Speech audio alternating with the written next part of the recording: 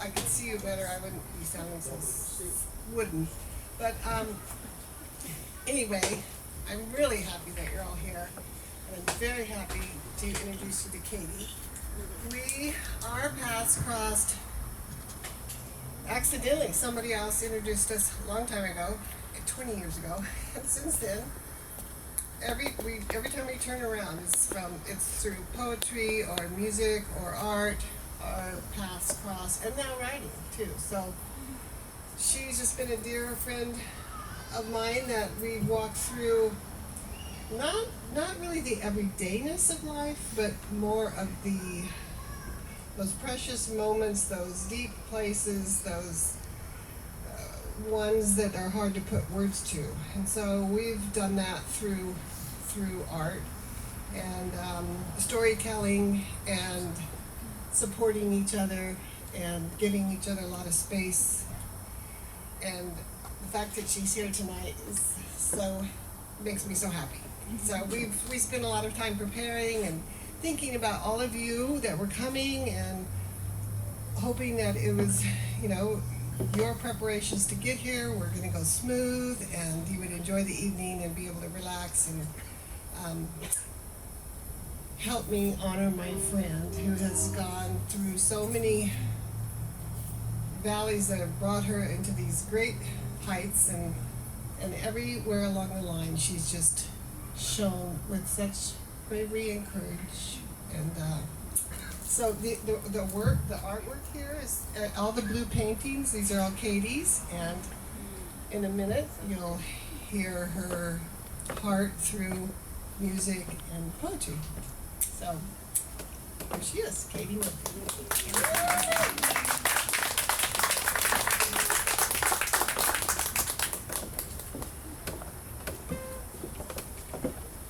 Well, it is a delight to be here and to see all of you and to get to be with you in this beautiful garden that Randy and Tanya have cultivated. And thank you for that beautiful introduction, Tanya, dear friend. And I echo everything that you just said in terms of the things that you shared about me. I feel about you as well. And this is just such an honor to be invited into. This is not a normal thing for me to do. I'll tell a little bit of the story of how the ukulele came to be in my life. But essentially, the way that Tanya introduced it to me, she said, let's do a storytelling night, have a singing conversation, incorporate poetry. And we worked on it together over the last couple of weeks. We've been collaborating on different things, and she's been sharing different feedback. And so it's just been a really beautiful cultivation process, and has given me an opportunity to kind of reflect back on different seasons of my life. And so as we're embarking upon a transition season into fall, this is just a beautiful way to be together and to think through some of what it means to be in different seasons of our lives. And so I thought I would start with just a little prayer of gratitude. God of all seasons, we thank you. We thank you for this garden that we're in, for the touch of coolness in the air that gives us a burst of new energy, for the coloring of trees that creates the creativity of the divine artist, for the falling leaves that reveal the strength of the branches, for the hues of fields that bring peace to our souls. Thank you for each person gathered here, for friends we've known for a long time, and for those that we may have just met tonight. Thank you that you call us friend, for fellowship with you and one another, that you would walk with us and talk with us in the garden. God of all seasons, as you transform the earth, transform us by your Spirit. And so, as we are in the garden, I thought it would be a good start to sing about a song in the garden and sing about how God can walk with us in the garden and talk with us in the garden. And so if you know this song, some of you may know it. If you don't, that's okay too. Just enjoy. And for any of these songs that you hear tonight, some of them are known songs, potentially things that I haven't written. There's some that I have written. There's some poems that I've turned into songs. So lots of different things that we're gonna experience tonight together. So I just invite you in to listen, to experience. If you want to sing, feel free. If you want to sway, if you want to get up and dance, if you want to close your eyes, all of that is invited. In the garden.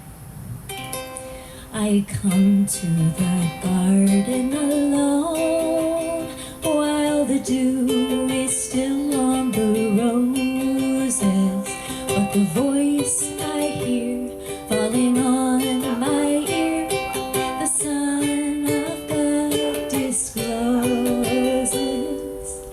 and he walks with me and he talks with me and he tells me I am his own, and the joy we share as we tarry there, none other has ever known.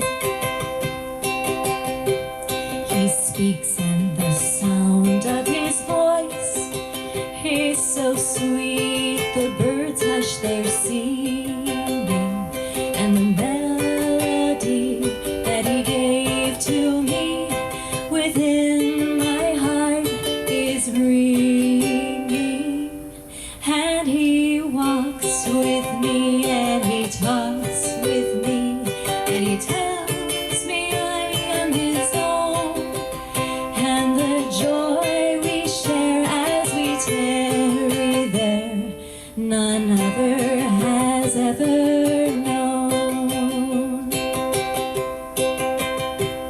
I'd stay in the garden with him, though the night around me be falling, but he bids me go through the voice of woe. His voice to me is calling, and he walks with me and he talks with me and he tells me I am his own, and the joy we share as we tarry there, none other has ever known, and the joy we share as we tarry there, none other has ever known.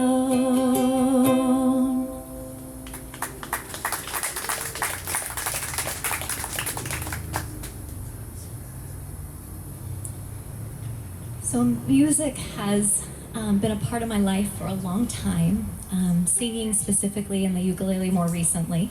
What I love about music is how it has that ability to speak in ways that mere words cannot.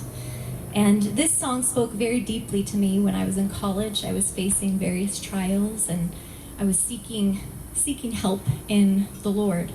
And I was so moved by this song during a service, so much so that I ran back to my dorm and I told my roommates that God is with us in the pain and the joy. And they weren't in that space with me. We're all at different points in our spiritual journey. They may have been further along, and that was kind of old news to them. But for me, it was like a really big thing. We have these turning points in our lives that occur, and for me, with this song, it was a releasing of a view of God that I had to be put all together for Him. It was permission to go through the highs and lows of life, knowing that He is there, acknowledging Him, and letting Him work out the details. So this song is called Blessed Be Your Name, and it goes through kind of the hills and valleys of life.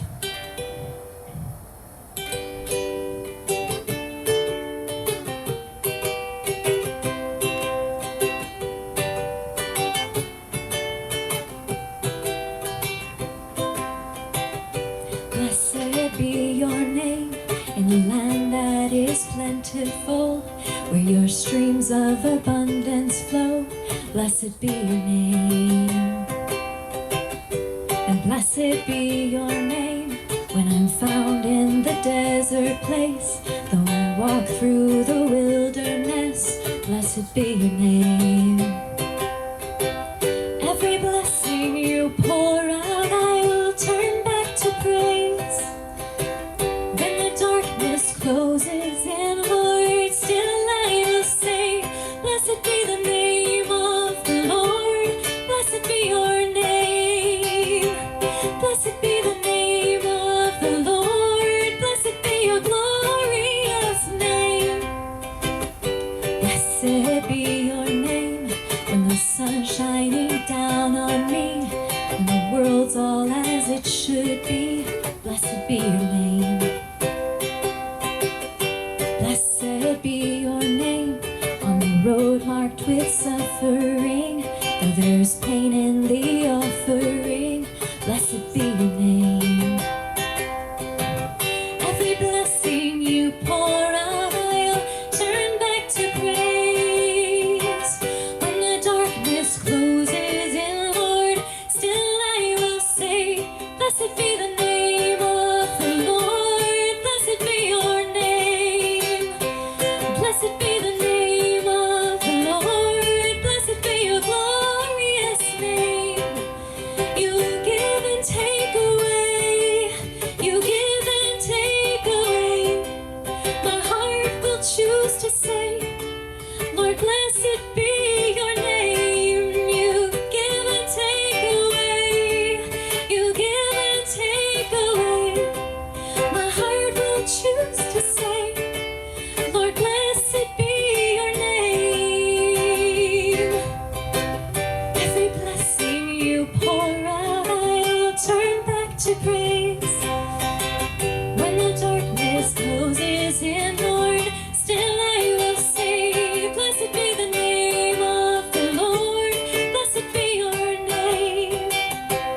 Blessed be the name of the Lord, blessed be your glorious name. Blessed be the name of the Lord, blessed be your name. Blessed be the name of the Lord, blessed be your glorious name.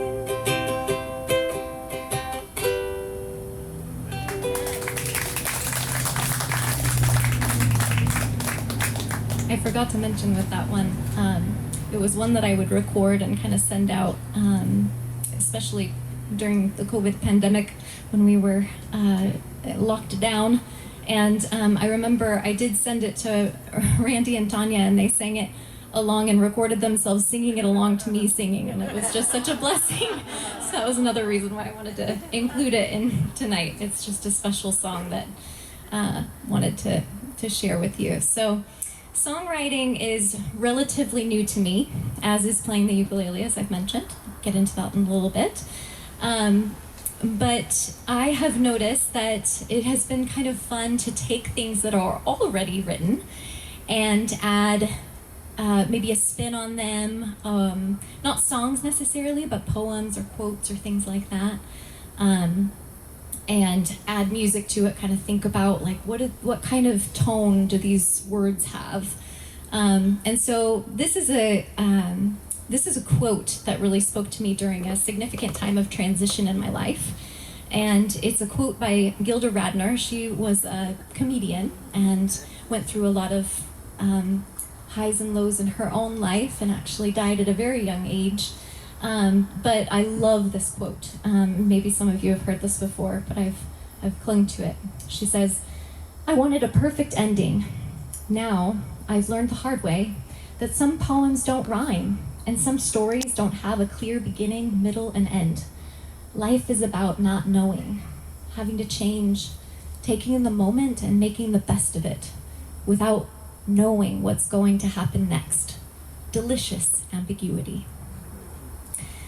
I loved that thought of being able to taste ambiguity.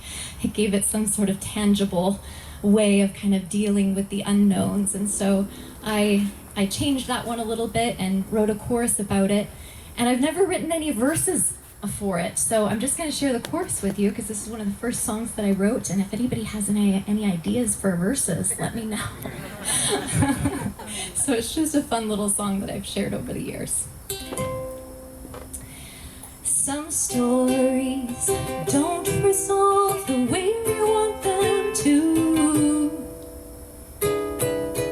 We may never have the answers we think we need to survive. What if the letting go is where we find what's beautiful? Maybe it's best we just let ourselves be surprised.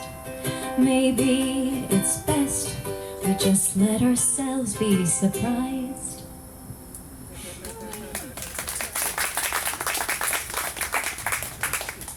I was actually surprised this morning when I was playing the songs and trying to prepare. I kind of blocked off the morning to prepare, and as I was singing, I did have my windows open, and a couple of the neighborhood kids stopped in my window and started listening to me. These are some of my favorite neighborhood kids. They're just adorable. And so they wanted to be a part of the preparation. And so I didn't get as far as I wanted to with some of the different things that I was going to do, but it was a different kind of preparation. And that's the beautiful thing about a garden, I've learned. I grew up with gardens in my home that I grew up in, but I really haven't cultivated one of my own until just the last few years. I live in this little apartment complex, and amazingly, we have this little plot of dirt that's a community garden pretty much outside of my door. And so I've been cultivating that garden with my neighbors. And so over time, you know that gardens are going to produce fruits and vegetables and flowers, but you don't know that they're going to cultivate relationships. It's become very much a hub of our neighborhood, and cross-culturally and different ages, and it's really created a beautiful thing. I'm actually wearing some of my friendship bracelets that the kids have made for me in my neighborhood to remember them and bring them with me tonight, because they were very excited about the concert. And one thing that I thought was so beautiful is as we were preparing, we were singing some of these songs together, and one of the kiddos took a highlighter and he was drawing on a paper while we were singing, and I didn't know what he was doing, but when we were done, he said, "I wrote out your song." So I've got those in case anybody wants to see it. They're so cute. I thought that was so clever, so I can show those to you afterwards. But this is some of the songwriting from my neighborhood kids. So speaking of surprises,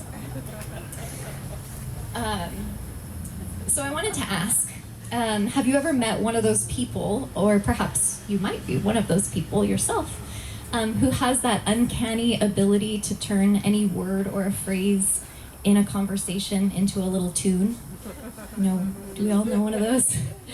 My dad was one of those people. He was one of those sing-songy type people that in the middle of conversation, he would just break out into a little jingle or something like that. And he really enjoyed singing, even though he was self-admittedly very tone deaf. When he was diagnosed with terminal cancer, communicating and being with one another in music and song became even more prominent than it had been before. And so I bought my first ukulele to play with him so that we had a connection. We had a connection point to help navigate those often very rocky terrains of end of life. So one night he had a lyric from an old hymn that he wanted to hear. He kind of looked, he's like, there's something about unshakable, but in the midst of a storm. So we looked it up and began singing it together, and I'd love to share that song with you. And I think it's such a perfect song because it's actually called How Can I Keep From Singing? So it describes him quite well. But the chorus goes, "No storm can shake my inmost calm, while to that rock I'm clinging. Since Christ is Lord of heaven and earth, how can I keep from singing?"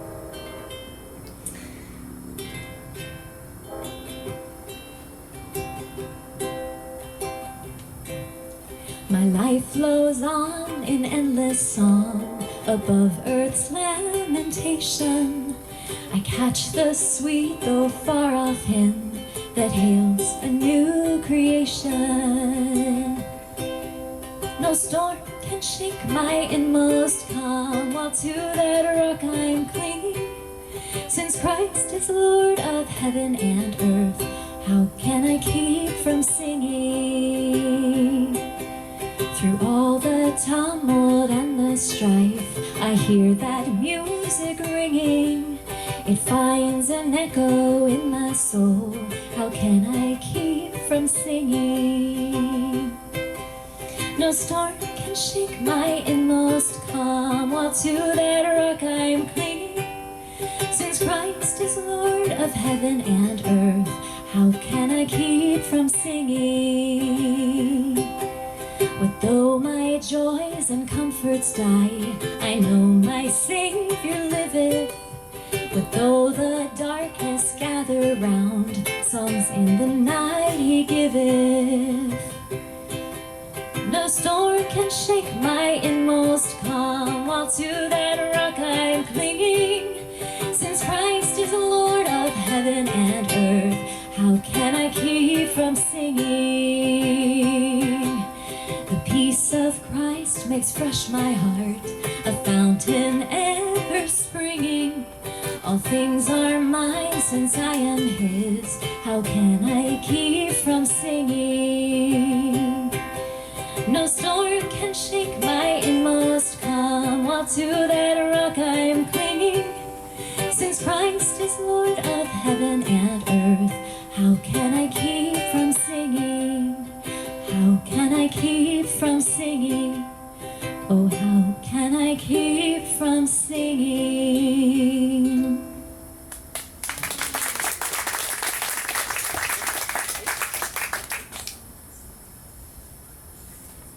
So many lessons learned during that season of caregiving with my dad.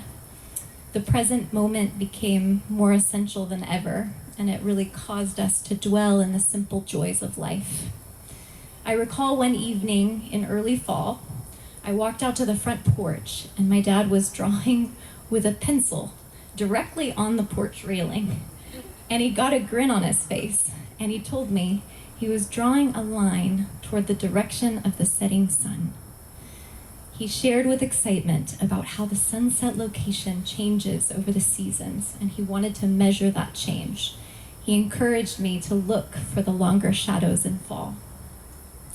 I wrote this song to invite reflection upon those kind of cherished moments across seasons that we all experience. Think about your favorite parts of each season and what they mean.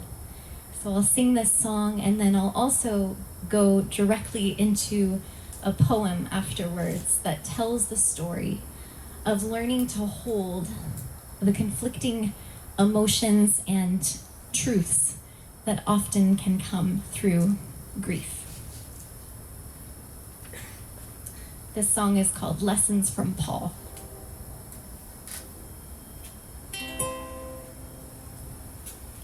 Lessons from Paul, well, they taught us all about the moments of in-between,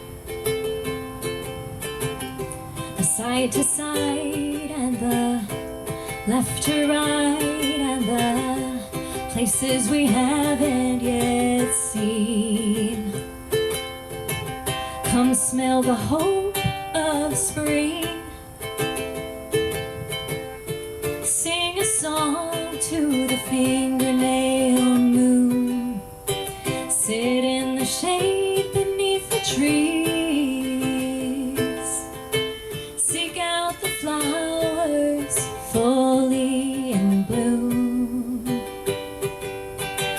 Lessons from Paul, well, they taught us all about the moments of in-between, the side to side and the left to right, and the places we haven't yet seen. Come taste the strawberries, chase the sunset into the night, spark up a bonfire with me,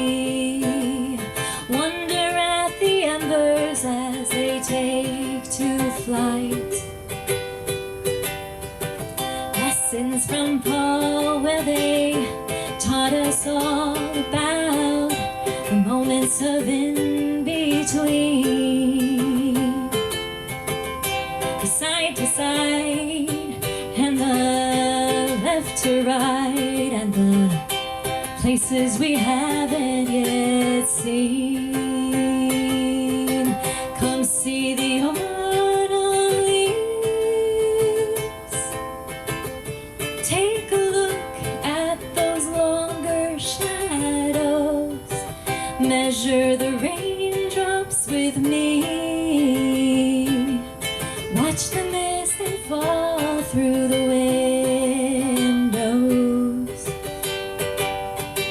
Lessons from Paul, well, they taught us all about the moments of in between, the side to side and the left to right, and the places we haven't yet seen. The winter days are cold, the nights they linger on and on. But Paul, he's getting old. Will you remember his song? Lessons from Paul, well, they taught us all about the moments of in between,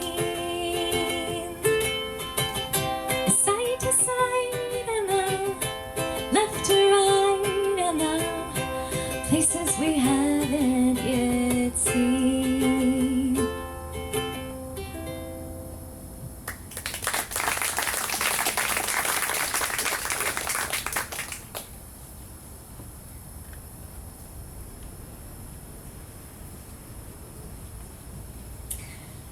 As we sat in the low light from the lamps in the room, he repeated stories, a life review, striving toward meaning out of the jumbled memories that hid in the back files of his mind. Tears did come easily now, a blend of newly introduced hormones and the blunt realization that time would stop on this side of the veil, and he would soon be stepping into his most significant unknown alone.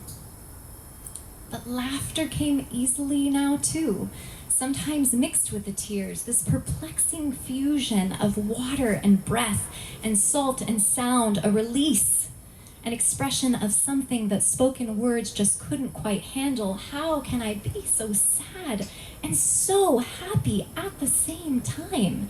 He asked frequently out loud to those who did and didn't have an answer. There really was no response except to enter into those mixed places with him, holding the simplest of joys in the one hand and the deepest of sorrows in the other, both at the same time. Sleep came easily now, these tiny little naps between stories and watching the wind interrogate the trees outside of his window. Oh, that wayward wind. He told us of dreams and promises and faraway travel, and with the barriers between the here and the there dissolving, he mentioned the presence of a Savior who sat in a chair bedside. Jesus was here, he said. You just missed him. People came easily now, a steady stream of familiar faces here to visit a man whose heart cracked wide open to receive them warmly. Sometimes illness brings with it intimacies, for there is nowhere to hide when those you've known for a lifetime come in to say their farewell. And music, well, music came easily now. No word or phrase was safe from becoming song, for he shared his heart in lyric and tone. Sitting round the campfire of his bed, we would sing and laugh and cry and reminisce and wonder and eat and forgive and let go as best we could anyway. I feel like I have control and none at all. He told me one day that both of at the same time phenomenon striking us once again, this journey strengthening the paradox muscles that none of us knew we needed to get through it. And it doesn't get easier, you just get stronger, all the while feeling more and more weak. And God's grace as sufficient became a rock that we would cling to as the days passed on. So often, I am searching for something so that I may feel more grounded, safe, assured, and the conclusion remains that security is mere illusion, at least when it comes to the things of this world. Yet when he awoke with a start and announced his security, there was something different.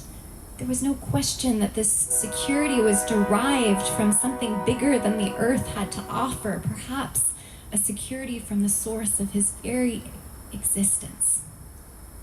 There were now many things occurring that only he could see and hear and experience.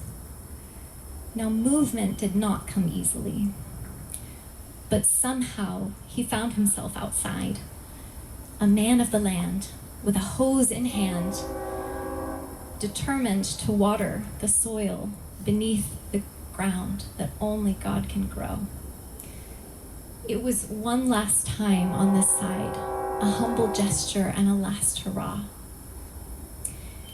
In the night, he told of a play-by-play of a battle between good and evil that broke out into the lights of Aurora Borealis above his head, his eyes wide open, his security intact. And I tell you, there are no internet searches that provide answers for such things. And I start to crumble beneath the weight of demanding that God fit within my own preconceived notions and that he be contained within my own understanding, my own eyesight and earsight and mindsight and hindsight and sensibilities or insensibilities.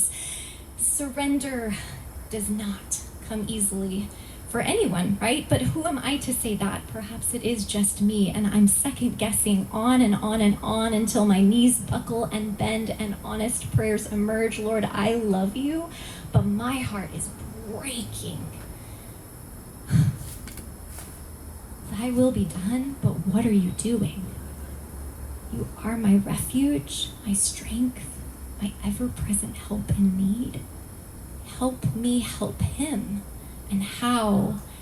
And thank you for these trials. And why? And on and on and on, all at the same time. And when the end of breath brings new life, it's a both at the same time kind of thing also. I don't know what he's doing now. I imagine him able-bodied, building a home, working the land with a hose in hand, watering the soil beneath the plants that only God can grow. And I still hear his stories in the low light from the lamps in the room. And I still watch the wayward wind. And I still try to demand answers while honest prayers still take flight while on bended knee. And I still cry and laugh and sleep and sing as I remain in the legacy of what he left behind. Sometimes, most of the time, it's all at the same time.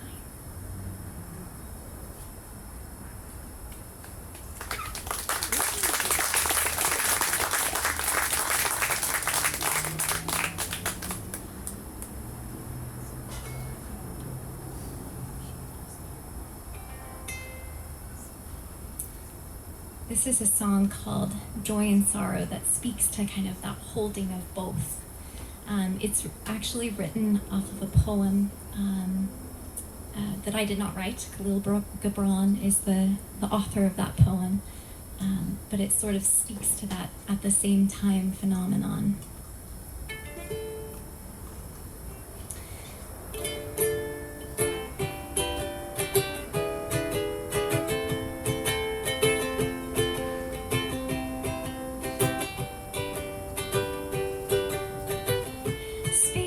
Us of joy and sorrow, more the same than not.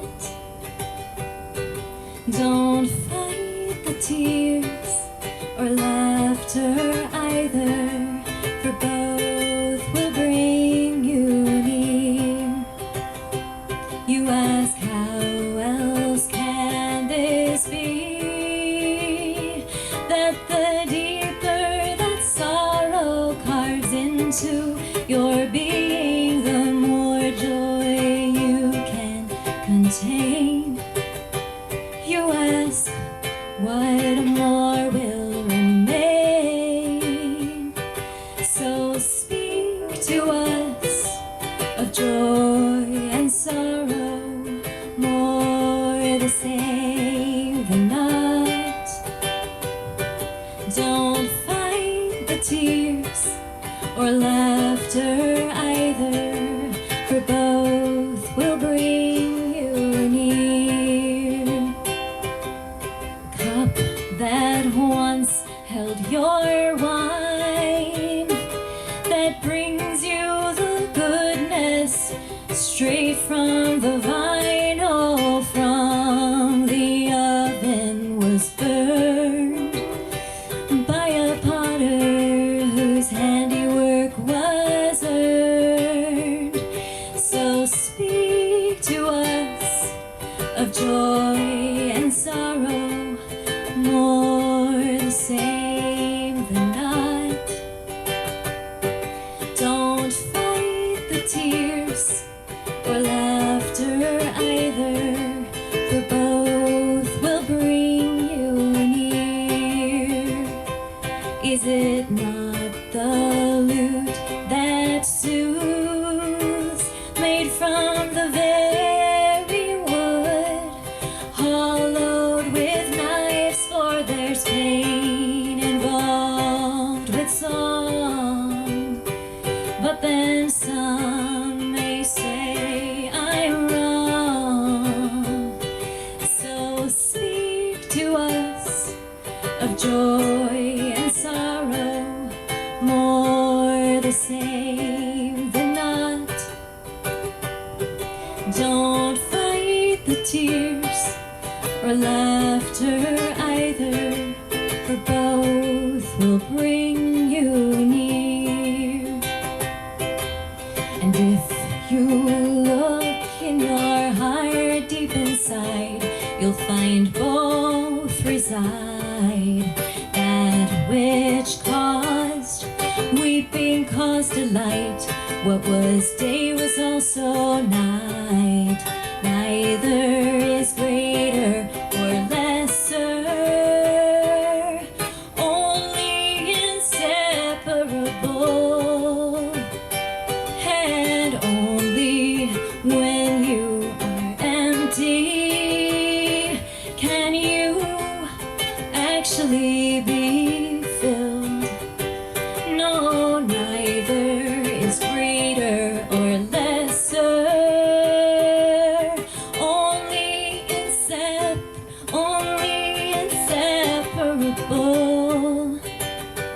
And only when you are empty can you actually be filled.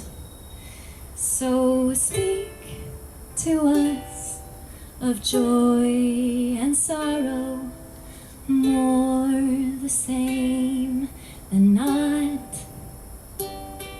Don't fight the tears or laughter either, for both will bring you near.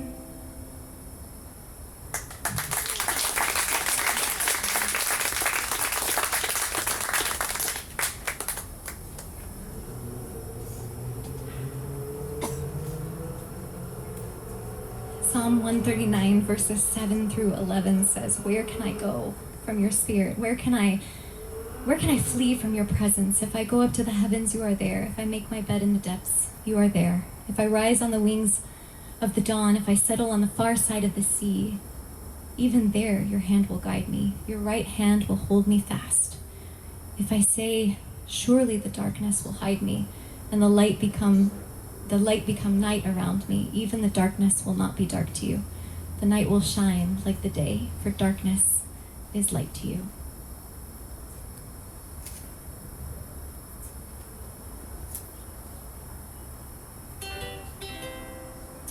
This was actually a song that my friend Ginger, who's here, introduced me to and asked me to learn to play for an event that she was holding.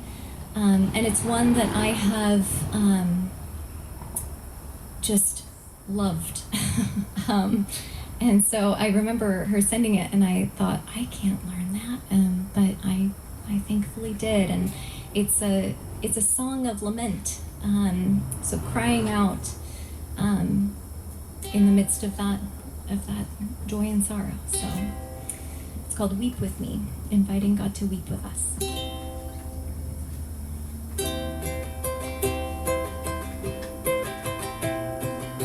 Weep with me, Lord, will you weep with me? I don't need answers, all I need is to know that you care for me. Hear my plea, are you even listening?